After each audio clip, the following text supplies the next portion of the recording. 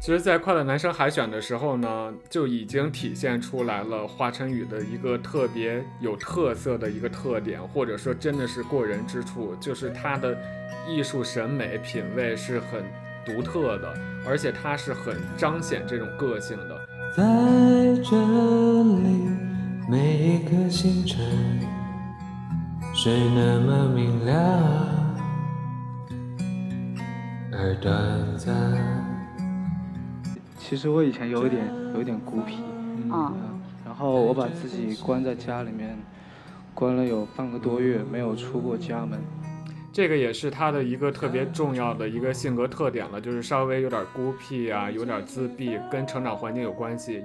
因为我跟他母亲不是离婚嘛，孩子承受压力也很大，很压抑。从小他都不会夸我，我每次都考班上第1名，每次都考满分，他都不会表扬我。就是因为这样的环境，我喜欢自己一个人独处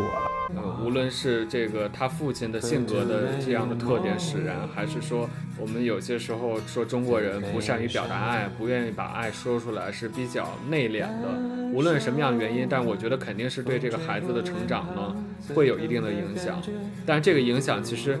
也是辩证的来看的，在某种程度上，尤其像华晨宇在艺术创作上面就是一个加分项。一起去飞，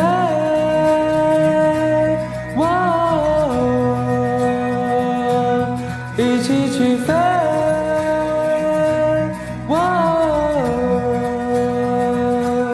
一起去飞，和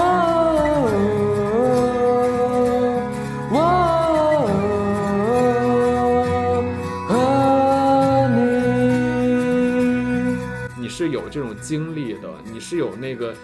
阴暗面或者是那个负面的东西是在你心底的，没有受过伤害，可能你就没有一定的感知力，就是你不能轻而易举的说啊我感同身受，你不会感同身受的，因为你没有受过那样的经历。但有的时候呢，我觉得我又不想说啊我们要感谢挫折，你不需要感谢挫折，因为你感不感谢挫折，如果你就是那个命运找上你的时候，或者挫折找上你的时候，你根本躲也躲不掉的。当你走过一段不好经历的时候，你应该感谢那个凤凰涅槃的你自己，浴火重生的你自己。这幸福的感觉，一起去飞，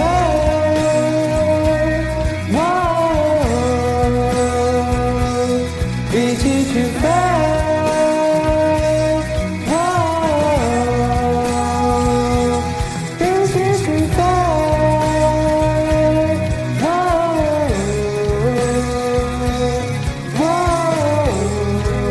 花花动不动的这个就听到音乐就走不动路了，走着走着花花就不见了，就他可能就去听歌去了，他不想去一个什么所谓的景点跟大家照相，真的。所以我就觉得这节目对花花的以后的这个艺术创作特别加分，特别有帮助。他看到这个教堂也好啊，体验那种欧洲的文化呀，那种厚重感，那种历史感，我觉得都是对艺术创作是一个特别好的素材。其实我觉得他整个旅程里边成长最明显成长的是他真的是，我觉得花花一路以来都是特别善良的一个人，就是哪怕自己并不是那种自己期待的那种被爱被关怀长大的这个孩子，你看他都特别善良，其实他都特别向往那种特别美好的事物跟家庭，而不是这种埋怨啊或者负能量缠身的那种人。但是他自己有自己内心那个比较可能不希望被别人看到的那一面，也在他之后的歌曲里面得到了一些体现。不要这样打我妈妈，很惊艳的第一句，不要这样打我妈妈。你看这种情绪的变化，难道你收不回崇拜？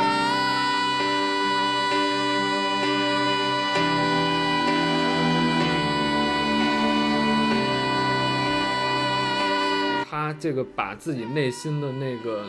难受的那一面，那个很黑暗的那一面，就是挖出来，然后扒开了给你看，然后通过音乐的形式放大出来，就是你不是跳戏的，就跟演戏一样，就是你就带入进去了。所以我觉得你没有一个类似的经历，或者你没有思考过，没有痛过，是很难表现出来这种歌曲的。它是给人反思的，就包括他其实后面参加歌手的很多歌曲也是这样的，是有一些特别强的这种主旨的东西。就请你吻我的嘴，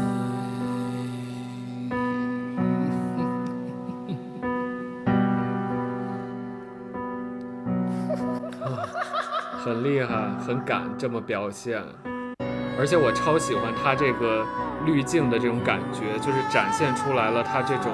内心的这种阴暗面或者是矛盾的东西。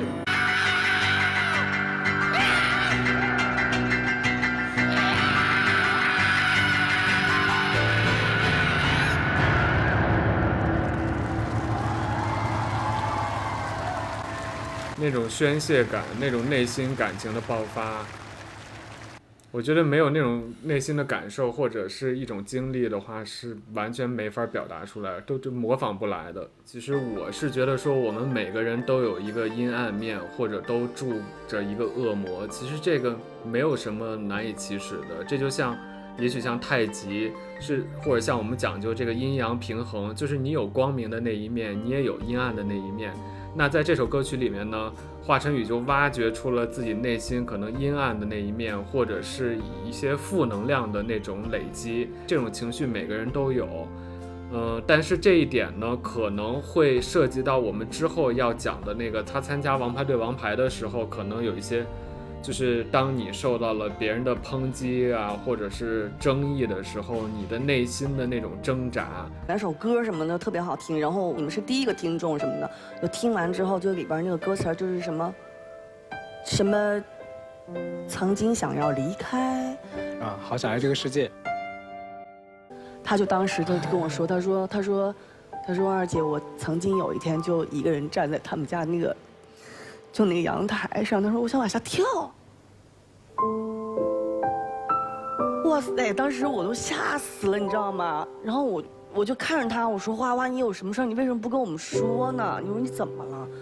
他内心是有那种不愿意被让别人看到，或者有一些暗黑的东西在的，只是你要怎么去跟他相处，包括孤独本身的这件事情，你怎么去跟他和平共处，而不是让这种暗黑的东西来控制住你的这个人。因为其实这个世界，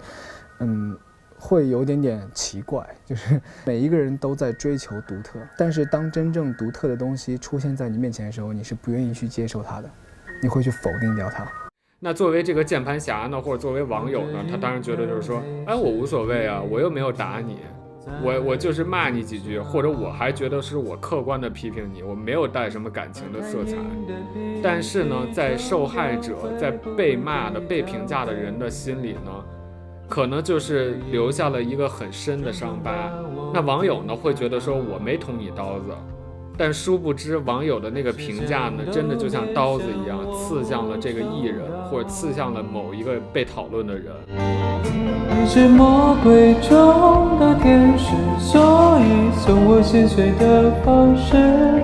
是让我笑到最后1秒为止，才发现自己胸口插了1把刀子。你是魔鬼中的天使，让人变成太俗气的事，从眼里流下谢谢2个字，尽管叫我疯子，不准叫我傻子。而且这种伤害呢，在人情绪不好的时候呢，就会发作出来，就会主导一个人的思想，让他不能跳脱出来，让他一直沉浸在一种